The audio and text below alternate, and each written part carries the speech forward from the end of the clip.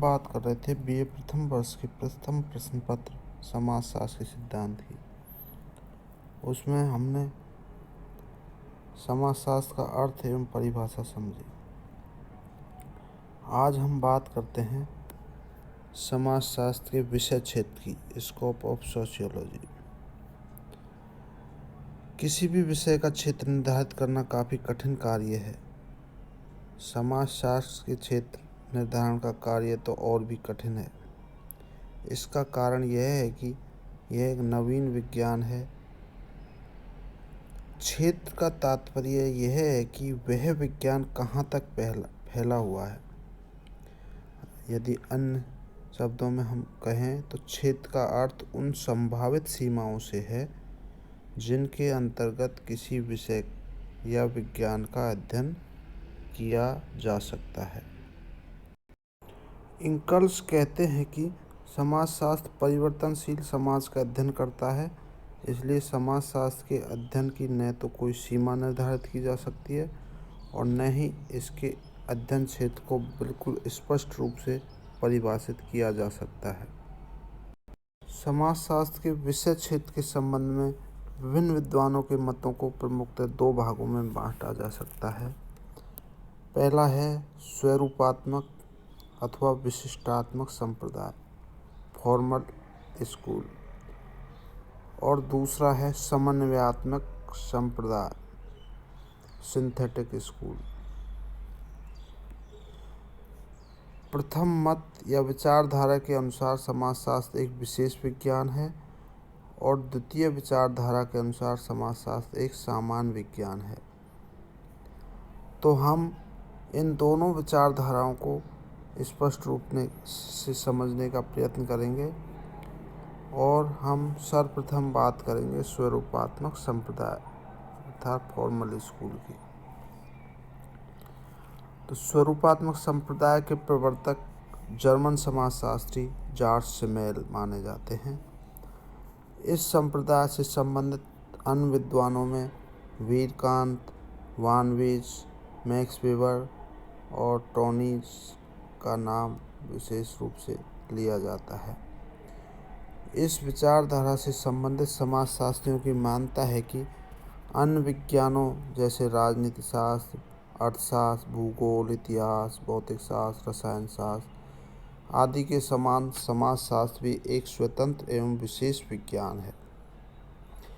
जिस प्रकार प्रत्येक विज्ञान की अपनी कोई प्रमुख समस्या या सामग्री होती है जिसका अध्ययन उसी शास्त्र के अंतर्गत किया जाता है, उसी प्रकार समाजशास्त्र के अंतर्गत अध्ययन की जाने वाली भी कोई मुख्य सामग्री या समस्या होनी चाहिए। ऐसा होने पर ही समाजशास्त्र एक विशिष्ट विज्ञान बन सकेगा, इसका क्षेत्र निश्चित हो सकेगा। और इस संप्रदाय के मानने वालों का कहना है कि यदि समाजशास्त्र को संपूर्ण समाज का एक सामान्य अध्ययन बनाने का प्रयत्न किया गया तो वैज्ञानिक आधार पर ऐसा करना संभव नहीं होगा। ऐसी दशा में समाजशास्त्र एक खिचड़ी शास्त्र बन जाएगा। अतः समाजशास्त्र को एक विशिष्ट विज्ञान बनाने के लिए यह आवश्यक है कि इसके अंतर्गत सभी प्रकार के सामाजिक संबंधों का अध्ययन नहीं करके इन संबंधों के विशिष्ट स्वरूपों का अध्ययन किया जाना चाहिए। सामाजिक संबंधों के स्वरूपात्मक पक्ष पर जोर देने के कारण ही इस संप्रदाय को स्वरूपात्मक संप्रदाय कहा जाता है। इस संप्रदाय के विचारधारा से संबंधित प्रमुख विद्वानों के विचारों का हम उल्लेख करेंगे। सर्वप्रथम हम बात करते हैं जॉर्ज सिमेल। जॉर्ज सिमेल समाजशास्त्र को एक विशेष विज्ञान बनाना चाहते थे और इन्होंने समाजशास्त्र को सामाजिक संबंधों के स्वरूपों का अध्ययन माना है। इनकी मान्यता है कि यदि अन्य विज्ञानों के समान समाजशास्त्र भी सामाजिक संबंधों की अंतर्वस्तु का अध्ययन करने लगा तो यह एक विशिष्ट विज्ञान नहीं बन सकेगा। अतः समाजशास्त्र को सामाजिक संबंधों के स्वरूपों का अध्ययन करना चाहिए। जॉर्ज सिमेल का मानना है कि सभी भौतिक एवं अभौतिक वस्तुओं का अपना एक स्वरूप और अंतर्वस्तु होती है जो स्वरूप अंतर्वस्तु एक दूसरे पर कोई प्रभाव नहीं डालती और ये अंतर्वस्तु एक दूसरे से भिन्न भी होती है। उदाहरण के रूप में उन्होंने समझाया है कि तीन एक से स्वरूप वाली बोतलों में एक में पानी, दूसरी में दूध और तीसरी में शराब भरी जा सकती है।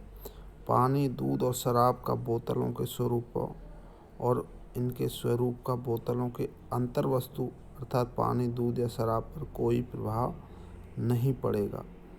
बोतल की विशेष आकृति या बनावट उसका स्वरूप है और उसमें भरा हुआ पानी, दूध या शराब उसकी अंतर्वस्तु है। इसी प्रकार सामाजिक संबंधों के स्वरूप और अंतर्वस्तु में भी अंतर पाया जाता है। ये भी एक दूसरे को प्रभावित नहीं करते। अनुकरण, सहयोग, प्रतिस्पर्धा, प्रभुत्व, अधीनता, श्रम विभाजन आदि सामाजिक संबंधों के प्रमुख स्वरूप हैं और समाजशास्त्र सामाजिक संबंधों के इन्हीं स्वरूपों का अध्ययन करने वाला विज्ञान है। इसी प्रकार वीरकांत ने भी अपने विचार रखे। वीरकांत भी समाजशास्त्र को एक विज्ञान बनाने के समर्थक थे।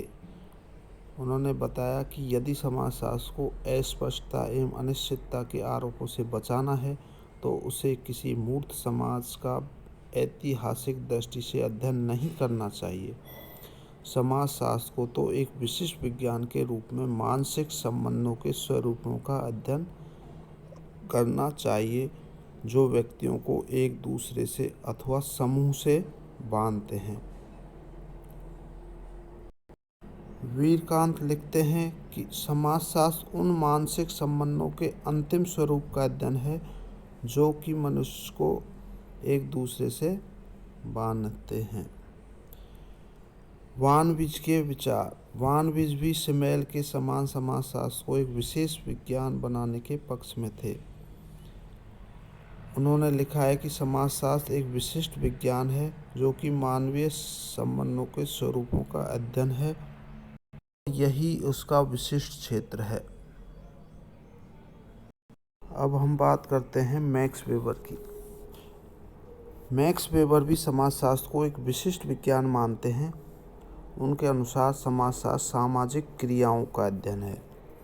सामाजिक क्रियाओं को उन्होंने उन व्यवहारों के रूप में स्पष्ट किया है जो कि अर्थपूर्ण है और साथ ही जो अन्य व्यक्तियों के व्यवहारों से प्रभावित होते हैं। मैक्स वेबर की मानता है कि सामाजिक क्रियाओं का आधार व्यवहार है। अतः समाजशास्त्र का कार्य सामाजिक व्यवहारों को समझना, उनकी व्याख्या करना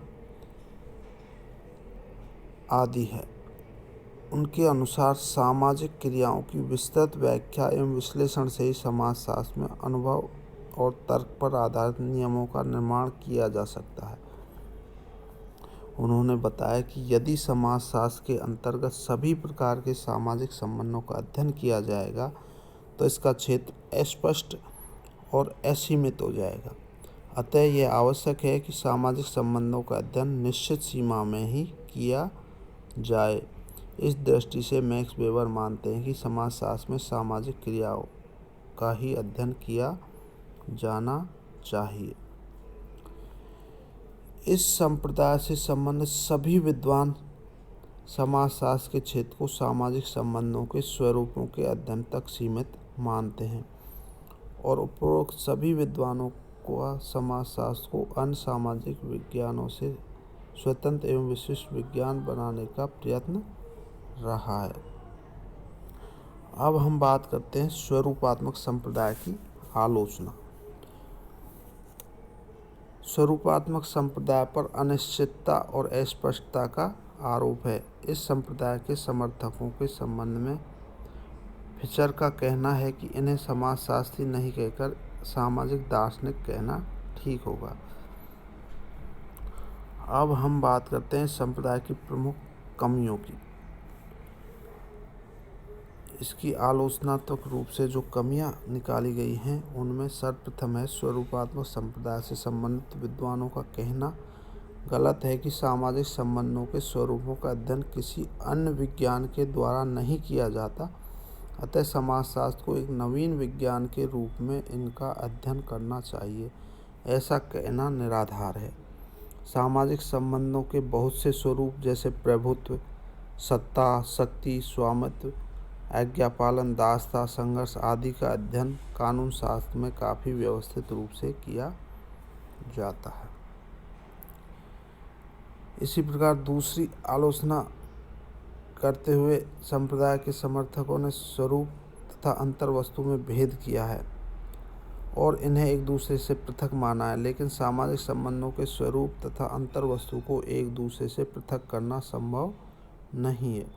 इस संबंध में सोरोकिन ने लिखा है कि हम एक गिलास को शराब, जल या शक्कर के से बिना उसके स्वरूप को परिवर्तित किए भर सकते हैं, परंतु हम एक सामाजिक संस्था के विषय में कल्पना भी नहीं कर सकते कि उसका स्वरूप उसके सदस्यों के बदल जाने के बाद परिवर्तित नहीं होगा।